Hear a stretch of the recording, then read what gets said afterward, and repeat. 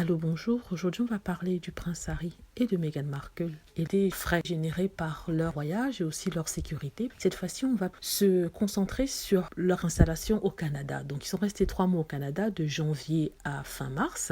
Et pendant ce temps-là, c'était le gouvernement qui, selon les accords, devait s'occuper de leur protection parce qu'à l'époque, ils faisaient encore partie de la famille royale. Donc, à partir du moment où ils ne sont plus les membres actifs de la famille royale, ils ne travaillent plus pour la famille royale, cette entente a cessé d'être. Ça veut dire que le gouvernement canadien n'a plus couvert leurs frais de sécurité. Le gouvernement canadien vient de publier le montant, les coûts qui ont été occasionnés pour la protection du prince Harry et de Meghan Markle. On se rend compte en fait que le gouvernement a dépensé près de 50 000 dollars canadiens.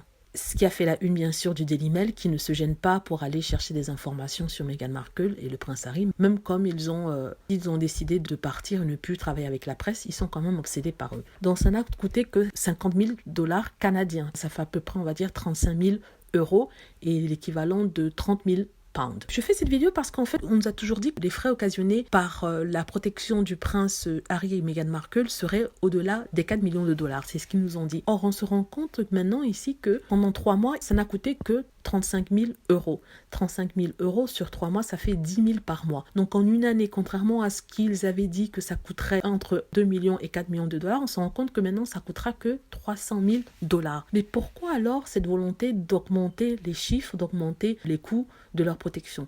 Ils font ça en fait pour énerver les gens, pour que le peuple anglais décide que c'est trop d'argent dépensé pour le prince Harry pour leur sécurité, c'est trop d'argent dépensé pour leur protection et que comme ils ne font plus partie des membres actifs de la couronne d'Angleterre, je ne dis pas qu'ils ne font plus partie de la royauté anglaise, ça c'est différent, ils sont toujours membres de la famille royale mais ils ne sont pas des membres actifs. Du coup, ils ont décidé de ne plus couvrir leurs frais de protection, ce qui n'a pas dérangé les Sussex qui ont décidé eux-mêmes de payer eux-mêmes ces frais de sécurité de leur propre poche. Certains avaient dit que oui, comme ça coûtait 4 millions de dollars, ça va les ruiner, comme le prince Harry n'a que 30 millions d'euros et Meghan Markle n'a que 5 millions d'euros à peu près, ça va les ruiner 4 millions par an. On se rend compte ici en fait que par année, ils ne peuvent que dépenser au grand maximum 200 000 dollars, ce qui est tout à fait gérable avec une fortune de 30 millions de dollars. Et même 200 000 dollars parce qu'ils auront l'occasion d'embaucher eux-mêmes leur service de protection et eux-mêmes faire des négociations. Parce que généralement, quand la sécurité est assurée par l'État, les frais ont tendance à être exagérés parce que c'est l'État qui va payer.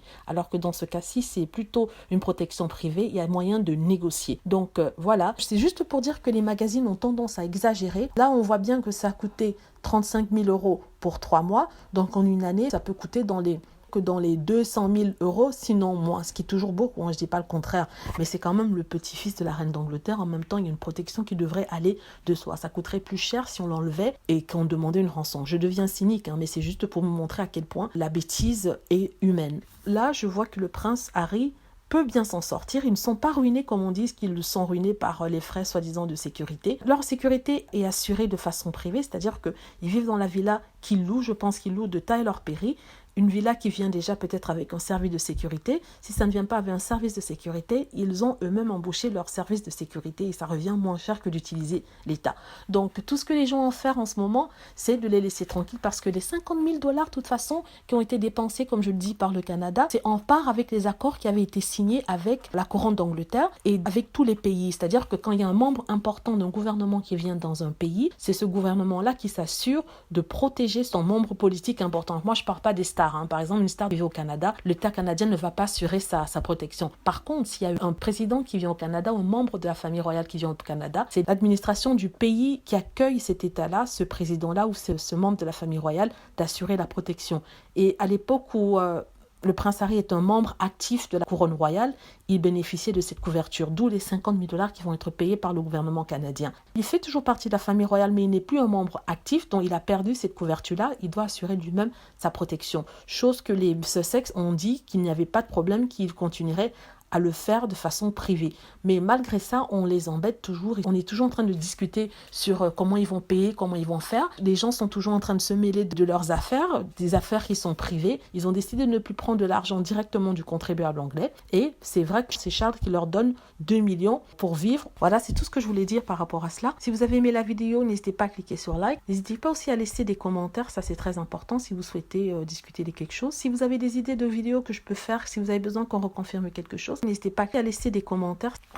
J'allais aussi dire que j'avais une nouvelle chaîne, une petite chaîne sur laquelle j'aimerais discuter de tout et n'importe quoi. Pas forcément de Meghan Markle et du prince Harry, ça peut être d'autres royautés, ça peut être d'autres sujets tout simples de la vie. C'est une chaîne sur laquelle je compte poster au moins une fois par semaine. Ça sera pas tous les jours parce que sinon ça fera beaucoup de boulot. Donc je vais laisser le lien vers ce nouveau site tout en bas. N'hésitez pas à y aller, à vous abonner et à regarder les quelques vidéos qui sont déjà. Ça, c'est une chaîne où j'aimerais parler de tout et n'importe quoi. C'est une chaîne pour les célébrités. Si je parle de célébrités, c'est pour avoir un esprit un peu plus critique au lieu de juste donner l'information. Voilà, n'hésitez pas à regarder en dessous de la vidéo, vous allez avoir tous les détails de la nouvelle chaîne. Merci.